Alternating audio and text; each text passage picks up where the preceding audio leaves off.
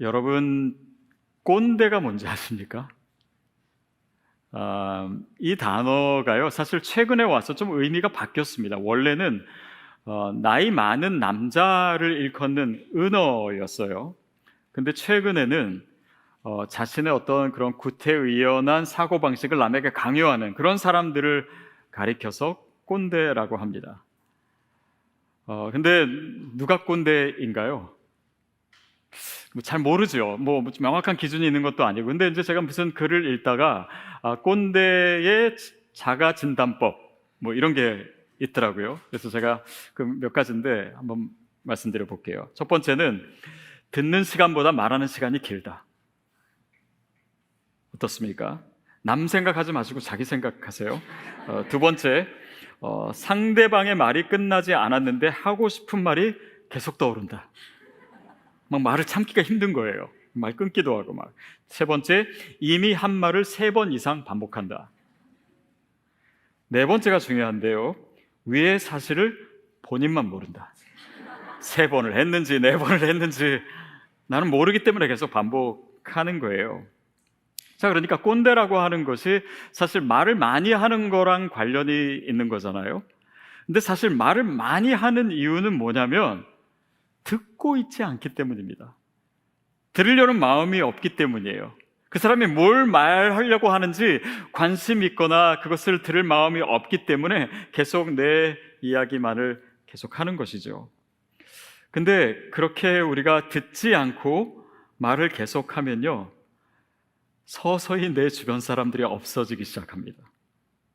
지금은 뭐 내가 뭐 어떤 직위도 있고 또 뭔가 영향력도 있어서 내 말을 들어주는 것 같지만 나중에 그런 것들이 없어지면은 내 주변에 사람들이 남지 않게 돼요.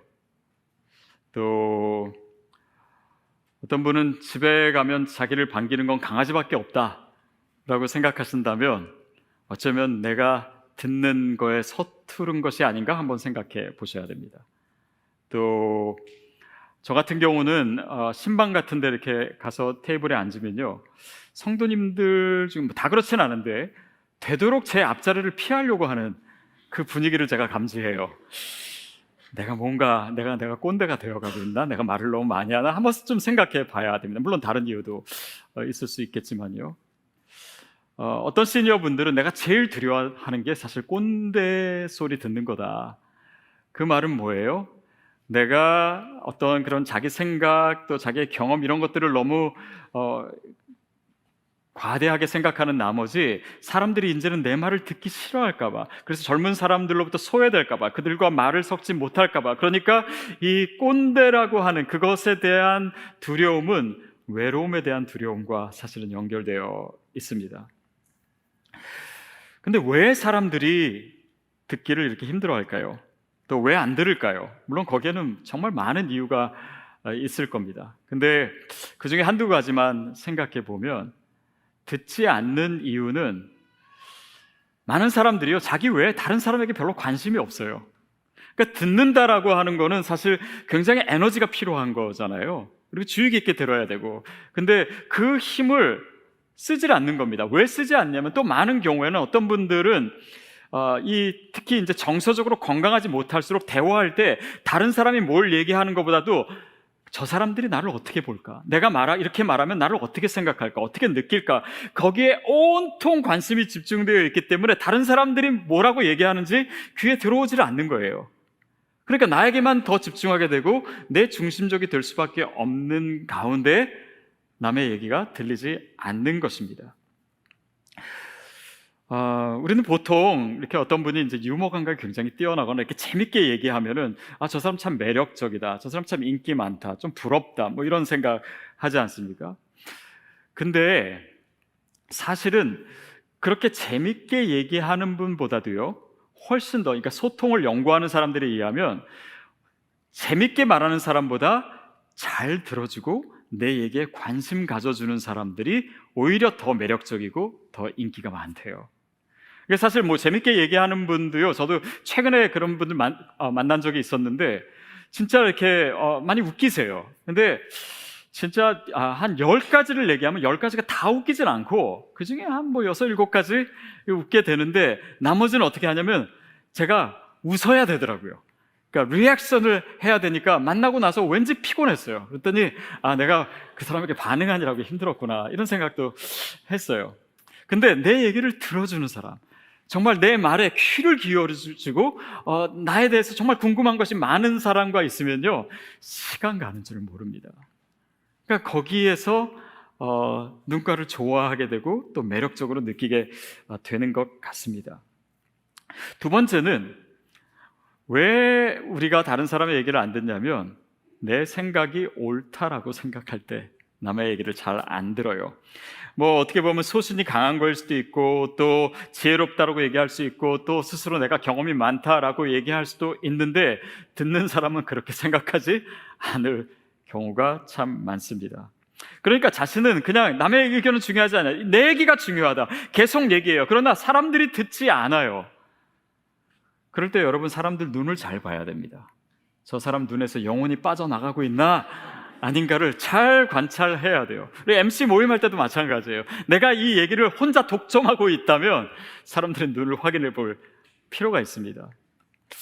그래서 내가 옳기 때문에 나는 얘기하는데 사람들이 내 말을 안 듣는다고 생각해요.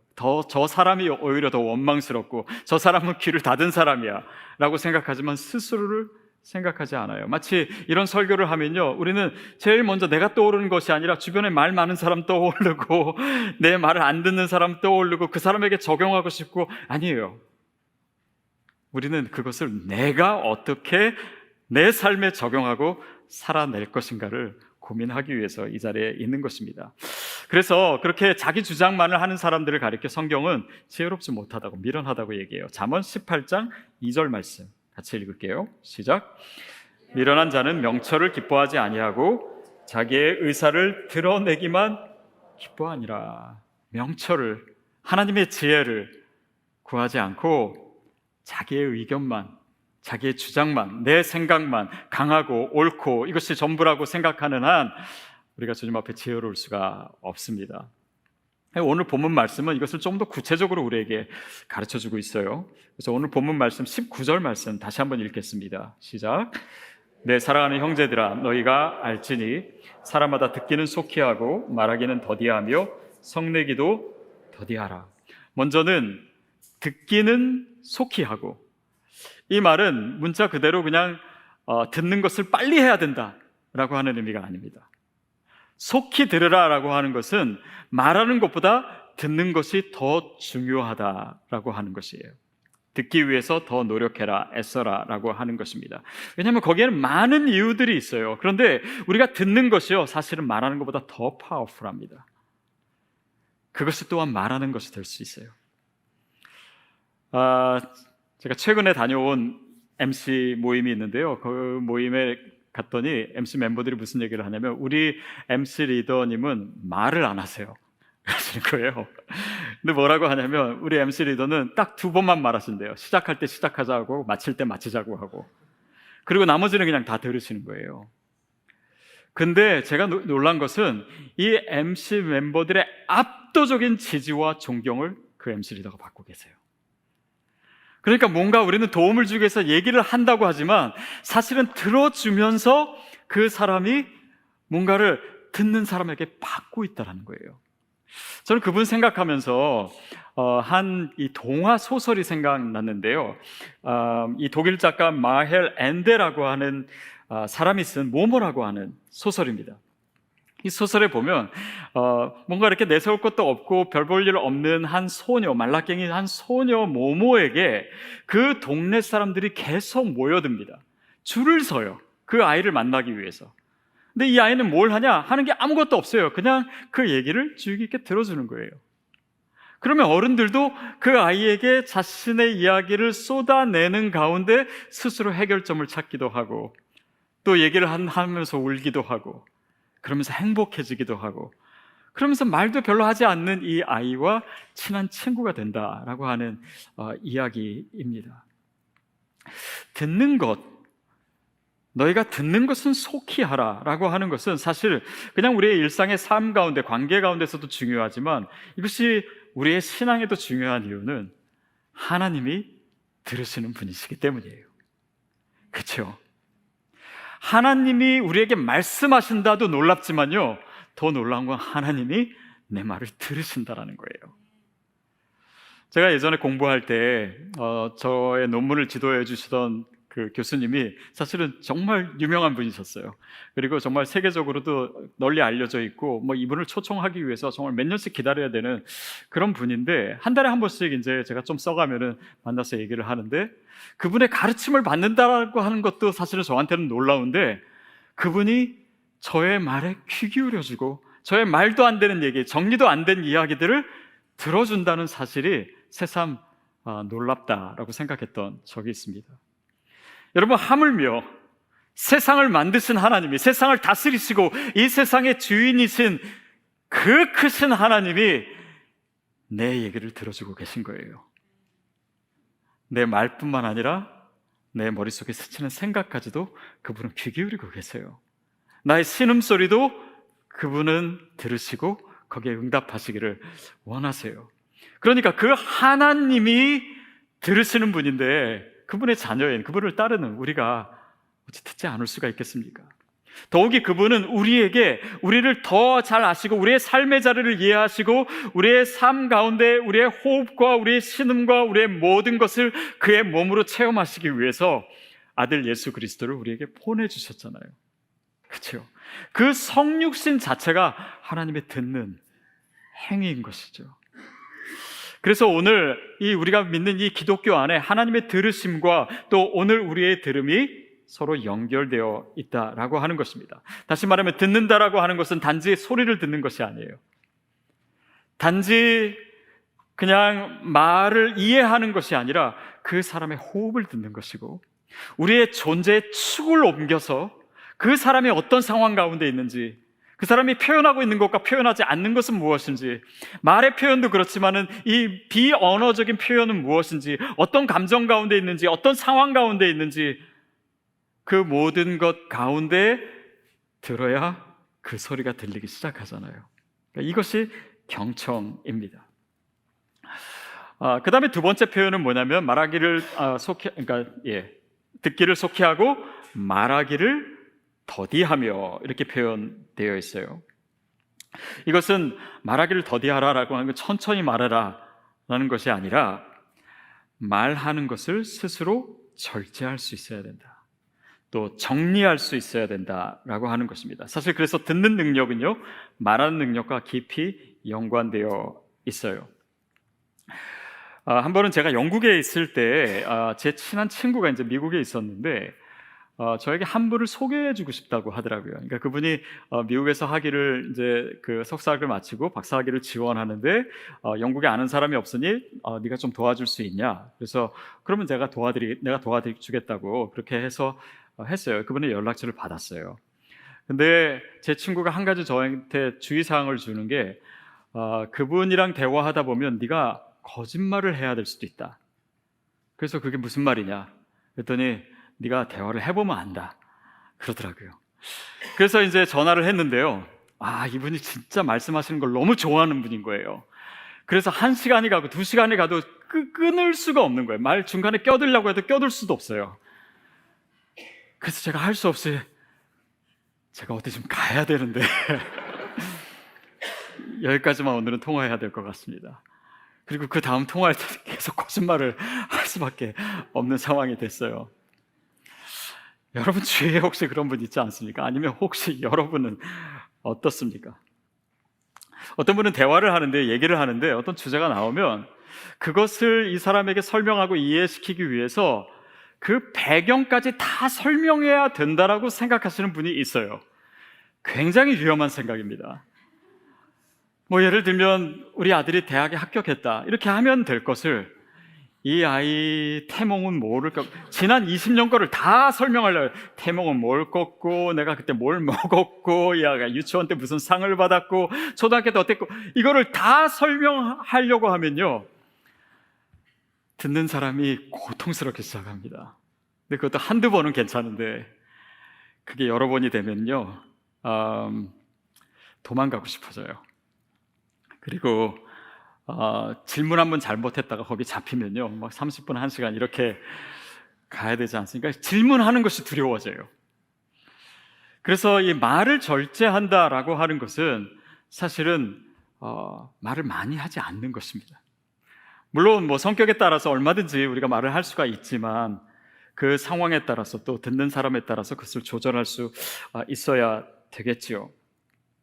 그래서 혹시 여러분 MC 모임할 때 나 혼자 얘기하는 것 같다라고 생각되면은 상대방의 눈에 영혼이 빠져나가는지 안 나가는지 그걸 늘 확인하시고 그리고 스스로의 말을 한번 절제해 보십시오. 그 다음에 나온 표현은 성내기도 더디하라. 성내기도 더디하라. 이 표현은 이 구절의 맥락 속에서 보는 것이 좋겠죠. 그러니까 듣는 것을 속히 하고 그 다음에 말하는 것을 더디해야지 성내는 것, 자기의 템포를 조절할 수 있습니다. 왜냐하면 많은 경우 사람이 화가 나는 이유는요, 답답하기 때문이에요. 왜 답답하냐? 남의 말을 들으려고 하지 않고 내 말을 자사는 사람이 듣지 않는 것 같고, 그러니까 내가 왜 저 사람이 내 말을 이해하지 못할까? 왜냐하면 내가 옳아서, 물론 경우도 어쩌면 있을 수 있겠지만 내가 듣지 않기 때문에 그 사람을 이해할 수 없는 거예요. 그러니까 이해가 안 되고 답답하니까 화가 날 수가 있는 것입니다. 보십시오. 이 모든 관계 가운데, 이 대화 가운데 사실은 내가 그 사람의 모든 것을 알지 못해요.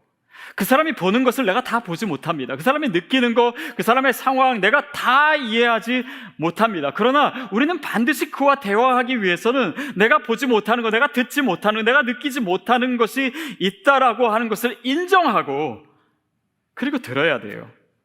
그러지 않으면 화가 나는 것입니다. 거기에 싸움이 일어나는 거예요. 때로는 폭력이 일어날 수도 있습니다.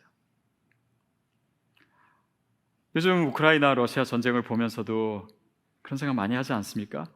뭐 처음에는 러시아가 침공해가지고 우크라이나 사람들이 죽고 그래서 이건 정말 선악이 너무 분명한 전쟁이다, 뭐 이렇게 생각할 수 있습니다. 또 그럴 수도 있어요.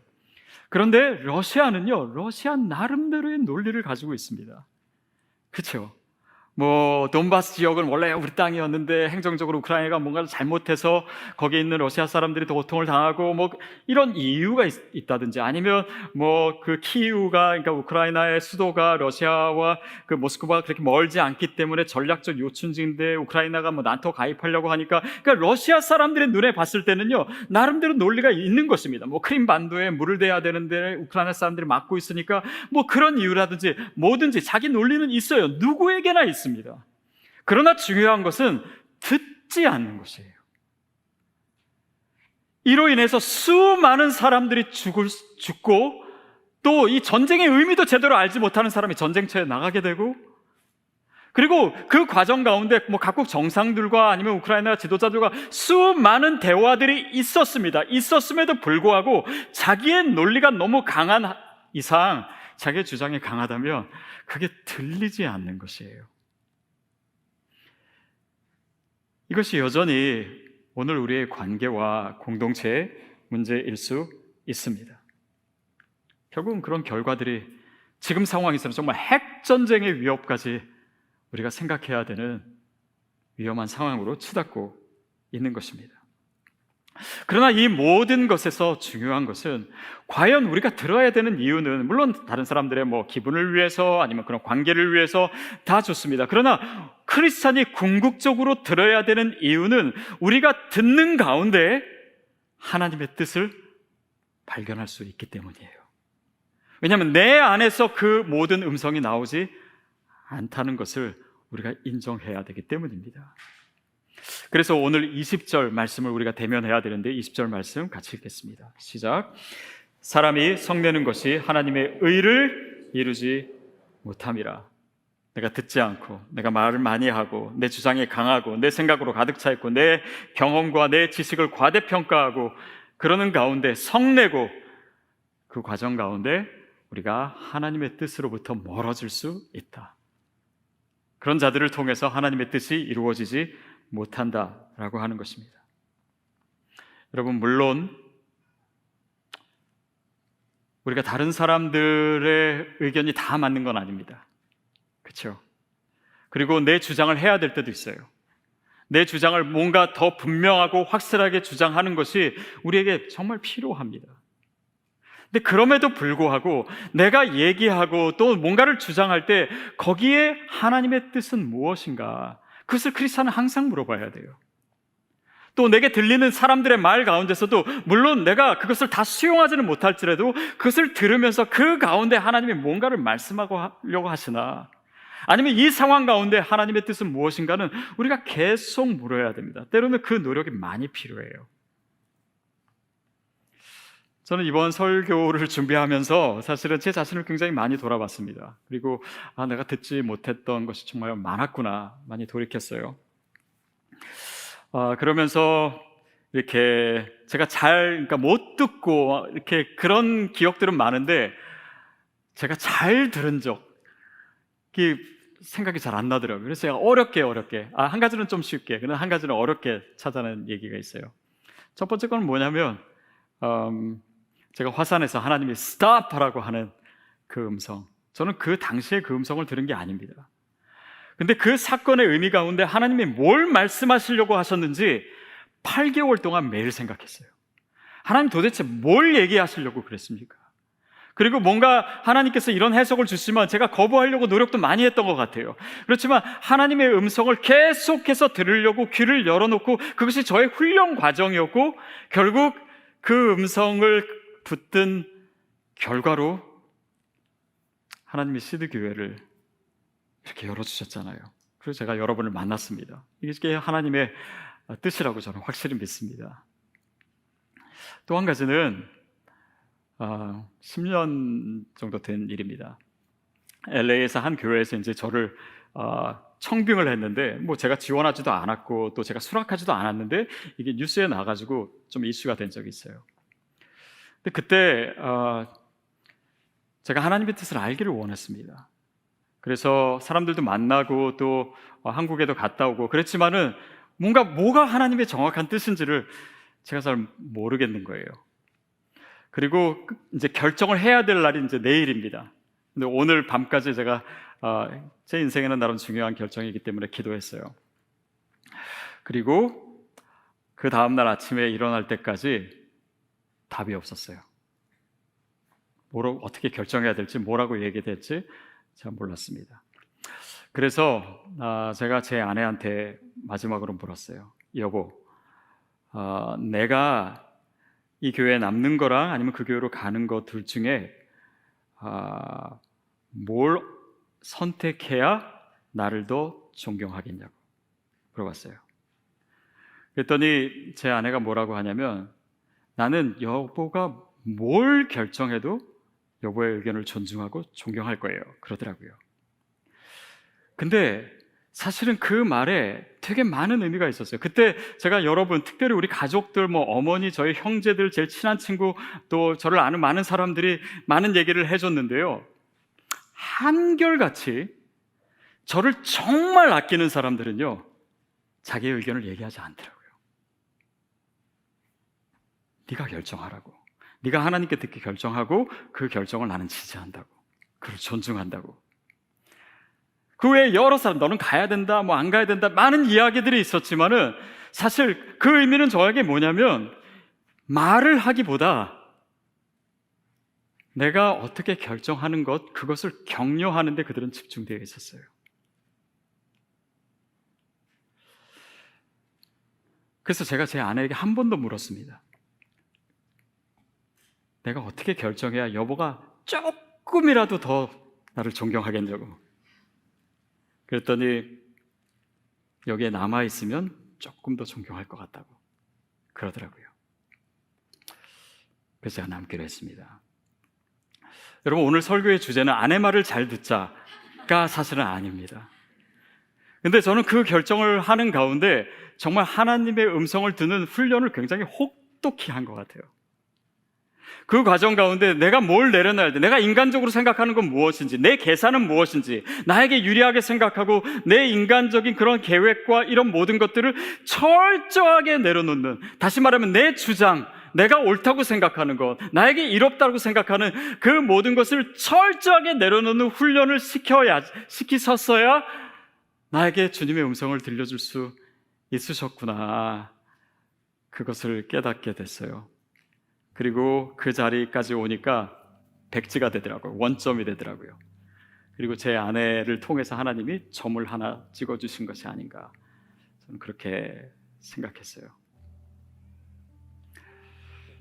여러분, 우리가 하나님께 음성을 듣고 또 하나님의 뜻을 알고, 때로는 그것이 사람을 통해서 이루어지고 또 상황을 통해서 이루어집니다. 그런데 크리스찬에게 정말 중요한 것은 그 가운데 하나님의 뜻이 무엇인지 귀 기울이는 거예요. 듣는 훈련입니다. 하나님께 듣기 위해서 사람에게 듣는 훈련이 필요하고요, 또 하나님께 듣는 것을 통해서 사람에게 듣는 법을 배우기도 합니다. 이것은 우리의 생각보다 우리의 인생에 있어서 너무나 중요해요. 솔로몬이 기브온에서 하나님께 1천 번제를 드렸습니다. 하나님 기뻐하셨어요. 그리고 솔로몬에게 말씀하십니다. 내가 왕이 된 너에게 무엇을 줄까? 솔로몬이 구한 것이 무엇입니까? 하나님, 나에게 듣는 마음을 주시옵소서. 듣는 마음을 주시옵소서. 그래야지 제가 하나님의 뜻을 알고 이 백성들을 재판할 수 있지 않겠습니까?